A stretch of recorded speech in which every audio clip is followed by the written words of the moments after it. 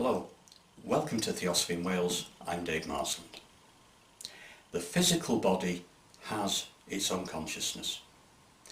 Theosophy postulates that all the principles of the constitution of man have their own consciousness. Now, it's fairly obvious that the mental and emotional principles have their own consciousness. Less obvious with the physical body, but the physical body does have its own consciousness, but much of this functions below the conscious awareness of the mind. The consciousness of the physical body can also function independently of the other principles. Now, the physical body is perfectly able to draw attention to its own needs. Well, firstly, if it's hungry, certainly tell you that fairly quickly if it's hungry. Feeling hot or cold, and tiredness. That's quite a powerful one that sometimes can be dangerous to ignore, because you can fall asleep involuntarily.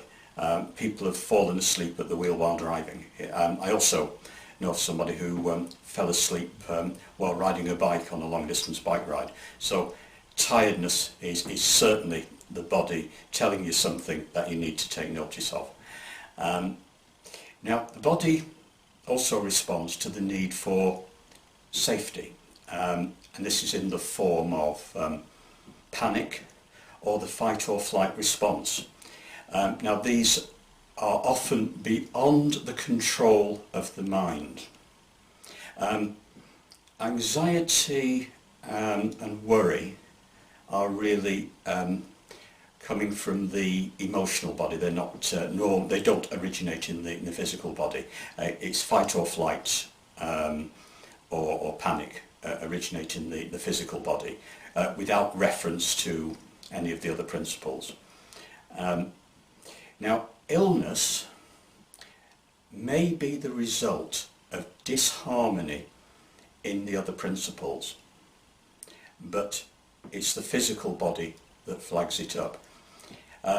Unless the illness is a result of, say, something like exposure to toxic substances.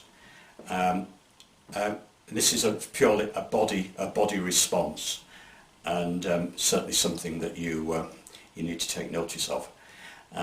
Now, consciousness in the physical body originates in our evolution through the plant and animal kingdoms, and it relates to survival.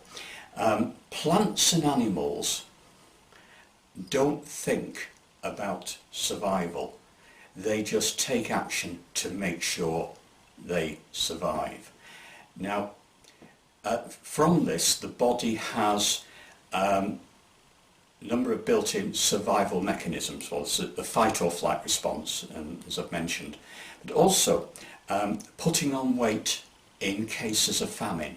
Now, this is not the same as comfort eating, which originates in the desire body, the emotional principle.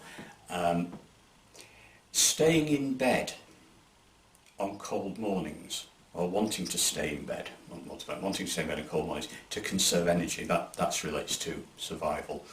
Our response to fitness training, if you weight train or you go jogging, your body will respond to this stress by becoming stronger or getting fitter. Well, that's the theory anyway, but it's a bodily response to the stress placed on it. Sweating and shivering in response to cold, there's not really much you can do about that. I don't think the mind can really stop that happening. Now, cravings and addictions manifest in the physical body, but they actually originate elsewhere. Now, some of the survival mechanisms can be overridden by the mind. It is possible to do that, possibly not with sweating and shivering, but I think you can certainly control how much you eat, because unless you're expecting a famine, and you can get yourself out of bed in the morning if you really have to, or you really want to. Now, the autonomic nervous system is a little bit different. Autonomic nervous system controls heartbeat, digestion. It's always running, but we're neither aware of it or able to control it.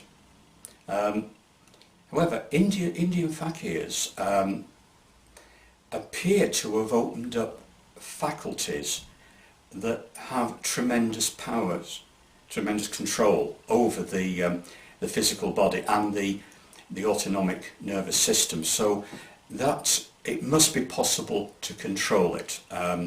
But I don't think most of us have the time and motivation to spend on it that Indian fakirs do, nor is it really a sort of realistic objective. But it is possible. I think it is possible to for the mind to control the autonomic nervous system. But it's, for most of us, it's just out there working for us and keeping us going. Anyway, to summarise, our physical body often has things to tell us, and very often we ignore it at our peril.